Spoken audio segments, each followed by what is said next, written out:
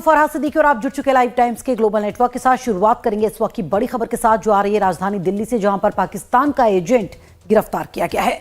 तो इस वक्त की बड़ी खबर राजधानी दिल्ली से, जहां पर पाकिस्तान का एजेंट गिरफ्तार किया गया है। यूपी एटीएस ने पाक एजेंट हारून को गिरफ्तार किया है। तो दिल्ली से पाकिस्तान का एजेंट गिरफ्तार किया गया है। नाम इसका हारून बताया जा रहा है। पाकिस्तानी वीजा दिलाने के रैकेट में शामिल था हारून।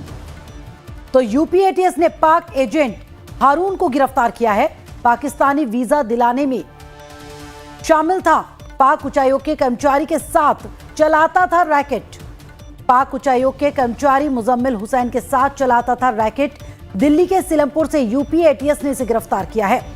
राजीव ओझा मेरे सहयोगी के साथ जानकारी के साथ लाइन पर मौजूद है। राजीव, यूपी एटीएस की बड़ी कामयाबी, एक एजेंट को पकड़ा है। पाक उच्चायोग के कर्मचारी के साथ रैकेट चलाता था, वीजा दिलाने में मदद करता था। जी, आज एक ही दिन में यूपी एटीएस की को 2 सफलता मिली है। एक वाराणसी से गिरफ्तार किया है, एक दूसरे को आज दिल्ली से गिरफ्तार किया है। ये सीलमपुर दिल्ली का रहने वाला है और पाकिस्तानी उच्चायोग के कर्मचारी मुजम्मिल हुसैन के संपर्क में था। इसकी अपनी खुद की रिश्तेदारी भी पाकिस्तान में है, इस वजह से ये संपर्क में आया था और पाकिस्तान का वीजा दिलाने के नाम पर अवैध वसूली करता था। इसने बहुत सी गोपनीय जानकारियां भी पाकिस्तान के दूतावास के साथ साझा की हैं। आपको याद होगा कि जिस कर्मचारी के संपर्क में था उसको भारत सरकार ने पहले ही देश छोड़ने का आदेश दे दिया है।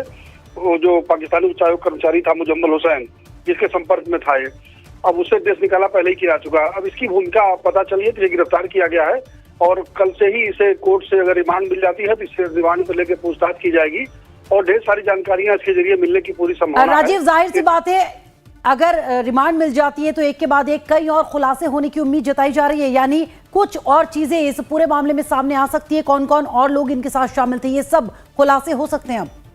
जी बिल्कुल फरहा, अभी कल रामपुर से गिरफ्तार हुआ था शहजाद, उसके बाद ये वाराणसी से गिरफ्तारी हुई है और तीसरी गिरफ्तारी ये दिल्ली से हुई है। ये तीनों कहीं कहीं आपस में जुड़े हुए हैं और जो आईएसआई का रैकेट है भारत में पूरे देश के विभिन्न राज्यों में फैला हुआ, उसमें जो टेरर फंडिंग का नेटवर्क है उससे ये सभी जुड़े हो सकते हैं, क्योंकि पाकिस्तानी उच्चायोग जो है वो इन्हीं एजेंट्स के जरिए अपने उन काम करने वाले स्लीपिंग एजेंट्स को पैसा दिलवाता है।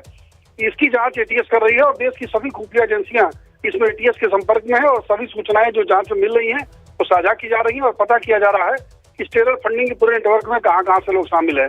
और देखिए, पाकिस्तानी उच्चायोग की भूमिका सीधे तौर पर सामने आ चुकी है। अब तक 2 कर्मचारियों को भारत सरकार बाहर देश छोड़ने का आदेश कर चुकी है।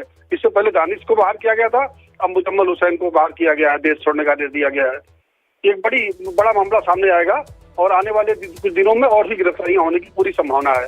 जी चलिए, शुक्रिया राजीव जानकारी देने के लिए। तो आने वाले दिनों में और भी गिरफ्तारियां हो सकती हैं। इधर बिहार में चुनावी बयान है, लिहाजा बयानों की बौछार है।